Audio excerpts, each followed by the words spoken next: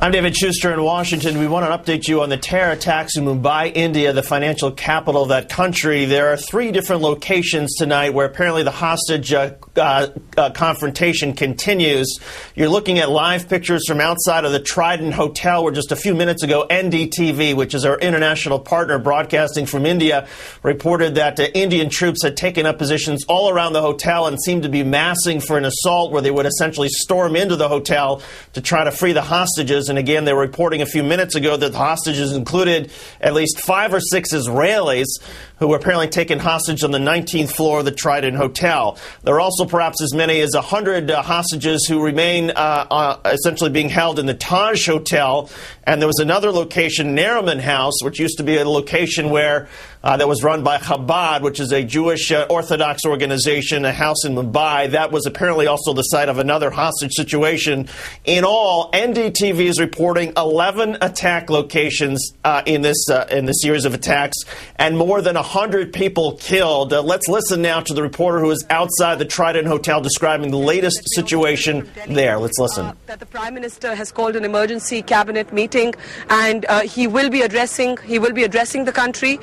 But he will only be doing that. When all the military operations are over, and I think we're going to see a lot of the military action now shifting to this particular hotel, where we're trying to find out some estimate of the number of people who may be trapped inside, where commandos have now taken position. It looks, I guess, from the pictures like it's quiet, but don't be fooled by the quietness. As we've said, this building is now encircled by the Rapid Action Force, by military commanders, by NSG commandos. Somebody I spoke to inside the hotel who's stuck on the 19th floor says there are very much active terrorists still inside. That a grenade went off in the last 20 minutes now. So yes, we're going to watch this space very, very closely, but I'm handing it back to you right now, Vishnu. All right, Barkha, thanks very much for being with us. We'll come back to you in a little while from now. We are returning to footage from the Taj Hotel now, where you can see many more security personnel who've been brought out. We don't know which force they are from. Remember, there are multiple agencies over here looking to try and secure the situation.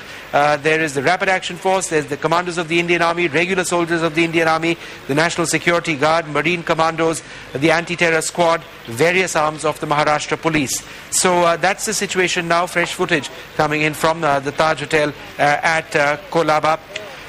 There are 100 people at least inside that hotel, 200 people inside the Trident Hotel near where Barkha Dutt was reporting. Now there's an important foreign angle to all of this which needs to be reported at this stage, and that foreign angle is foreign hostages. There are several Israelis, about 5 or 6 Israeli nationals, and we're also told Canadian nationals at the Trident Hotel. There are several foreigners who've been held hostage, we're told, at the Taj Hotel, and there are other smaller groups of Israeli nationals who've been held hostage at Nariman House as well in South Mumbai. So the initial assessment of this from security agencies is that this is not just any other domestic terror attack. There is an international dimension to this. What exactly are the implications of this? What exactly are the groups which are involved? We don't know at this stage. But again, there are shades of the Mumbai underworld also having been involved in this attack. As a result of this, we see Mumbai, the city that never sleeps, absolutely coming to a standstill, as it were. Schools, colleges shut, the bourses have been shut, foreign flights have been affected. Very few people out on the streets of India's commercial capital as this hostage crisis continues. India has deployed its finest commandos in this effort to try and sort out this terrible, terrible mess. There has been a massive loss of life already. More than 100 people are thought to have lost their lives. Many of those people who lost their lives were policemen.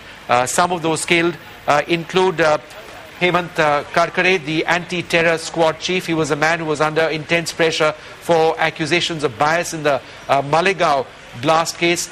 This is a man who then continued not just with his investigations, but he led from the front, and he took 3 bullets to his chest, and he died. Another senior police official, Ashok Kamte, an additional commissioner of police, the encounter specialist Vijay Salaskar, just 3 among several policemen who've been killed in these attacks.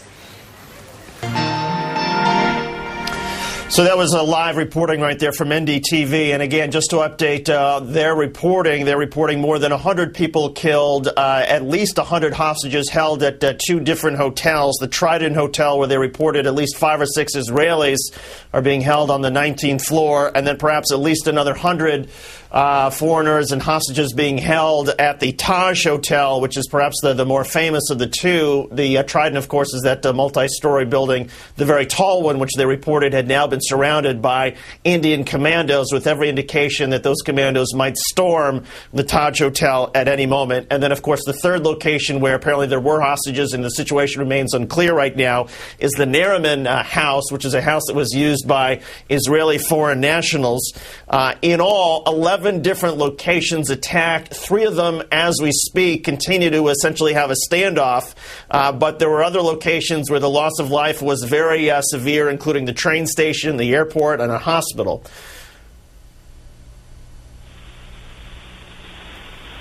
And again, as we're following the coverage right now, India TV is reporting that blasts are being heard outside the hotel. We've heard a sporadic gunfire outside both the Taj and the Trident Hotel. Lots of live pictures that have been coming in over the past hour.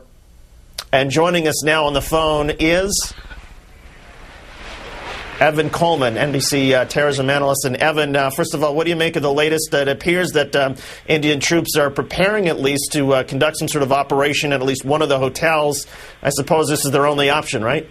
Yeah, I mean, they can't let these people sit around. There's no telling what's going on inside these hotels right now. And obviously, if there are still hostages sitting around, this is a situation that has to be dealt with. We don't know what kind of communications have been taking place between the hostage takers, the gunmen, and Indian authorities, but clearly they haven't been productive. I think this as well, again, we keep hearing about now Israelis and Americans and Britons that were targeted, but, I think the inclination is that, well, maybe Al-Qaeda is behind this, but again, we have to issue this cautionary note that it isn't Al-Qaeda that shares this ideology alone, that Lashkar-e-Taiba, for instance, a Pakistani separatist group in Kashmir, which has come up several times already in the discussion about these attacks, has a very anti-Israeli, anti-British, anti-American ideology. Well, so Evan, we need to hit a break there, so we're going to leave it at that. But we will monitor the live pictures. And again, the standoff continues at 3 locations in Mumbai. Again, every indication that Indian troops are preparing for perhaps some sort of assault. We'll keep you posted.